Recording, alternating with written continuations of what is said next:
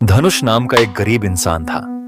वह फटी पुरानी चप्पलों और फटे कपड़ों में फूल बेचता था। हर सुबह वह अपने हाथ में कुछ फूल लेकर सड़कों पर निकल जाता था। लोग उसे अक्सर नजरअंदाज करते थे। एक दिन वो फूल वाला पुराने फटी चप्पल और फटी कपड़ों में एक 5 स्टार होटल के सामने फूल बचने आया।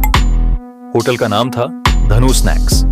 इस होटल में सिर्फ वही लोग आते हैं जो अमीर घराने के हैं। इस होटल की एक दिन की किराया इतना ज्यादा है कि अमीर घराने के लोग भी इस होटल को बुक करने से हिचकिचाते हैं। एक दिन धनुष अपने हाथ में कुछ फूलों लेकर शहर के सबसे बड़े और आलीशान 5 स्टार होटल के बाहर खड़ा था। वह फूल बेचने की उम्मीद में अपने कुछ फूल गेट के बाहर सजाकर खड़ा था, लेकिन होटल की भव्यता और अंदर चल रही लग्जरी कारों के दृश्य उसे दुखी कर रहे थे। वह सोचता था, क्या कभी मैं भी इस होटल के अंदर कदम रख पाऊंगा? उसी समय एक अमीर घर की लड़की आलिया और उसकी कुछ सहेली होटल से बाहर आई। आलिया एक बेहद ही घमंडी लड़की थी। उसकी चाल ढाल, उसके कपड़े और उसकी आंखों में एक अलग ही शेखी थी। वह बड़े घमंड से अपने सहेलियों के साथ होटल से बाहर निकली और धनुष के पास फूल खरीदने के लिए जाई। दरअसल उसे कोई फूल नहीं खरीदना था। वो तो उस फटी कपड़ों वाला फूल वाले का मजाक उड़ाने आई थी। आलिया ने फूल वाला धनुष के फटी जूते और फटी कपड़ों की तरफ नजर घुमाई और वह उसे घृणा से देखती हुई बोली, क्या तुम मुझे पहचानते हो? मैं इस होटल की मैनेजर की बेटी हूं। तुम जैसे गंदे लोग ऐसे महंगे होटल के बाहर क्यों खड़े होते हो? क्या तुम जानते हो कि तुम जैसे लोग यहां नहीं आ सकते? आलिया ने उसे देखा और बिना कोई ध्यान दिए एक फूल उठाया और 20 रुपए उसके हाथ में रखते हुए कहा, लो, ये लो पैसे, जरा मेरे जूते साफ कर लो। ये होटल और ये जगह तुम्हारे जैसे लोगों के लिए नहीं है। इस बात को सुनकर आलिया की सहेलियां जोर जोर से हंसने लगी। धनुष मन ही मन रो रहा था कि भगवान, क्या ऐसा भी किसी का जिंदगी हो सकता है। धनुष ने मन ही मन रोते हुए 20 रुपए लिए और आंखें झुकाकर जूता साफ कर दिया। आलिया चिढ़ाते हुए बोली, हेलो फूल वाला, दोबारा इस होटल के सामने मत आना, नहीं तो तुमसे बाथरूम साफ करवाऊंगी। और आलिया सहेलियों के साथ होटल के अंदर चली गई। धीरे धीरे शाम होता गया और धनुष भी अपना टूटी फूटी घर लौट आया।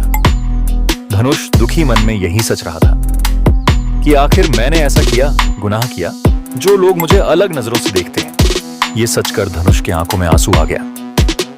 अगले दिन सुबह 11 बजे अचानक एक पोस्ट मास्टर धनुष को ढूंढते हुए आता है और कहता है, हेलो, क्या आप धनुष हो? धनुष कहता है, हाँ, मैं ही धनुष। पोस्ट मास्टर एक लिफाफा निकल कर देता है और कहता है, आपको कोर्ट जाने के लिए बुलाया गया। धनुष अनपढ़ था, घबरा गया। अगले दिन धनुष कोर्ट गया और अचानक एक वकील सामने आकर कहा, हेलो धनुष, आप मेरे क्लाइंट हो, आइए बैठिए। वकील बोला, धनुष जी, जब आपका उम्र 9 साल का था तब आपके दादाजी ने एक होटल खोला था। अब यह होटल किराए पर चल रहा है। अगर आप चाहो तो होटल की कागजात और बैंक अकाउंट ले जा सकते हैं। जोग धनुष को मैजिस्ट्रेट ने होटल का कागजात पढ़कर सुनाया। धनुष के पैरों तोले से जमीन खिसक गया, क्योंकि जिस होटल के सामने वो फूल बेचने गया वो होटल उसी के ही नाम पे रजिस्टर्ड है और जिस अकाउंट में किराया जमा हो रहा था उस अकाउंट में करोड़ों रुपए जमा है। फिर धनुष घर चला गया और वो ये समझ नहीं पा रहा था कि कैसे किया हो गया।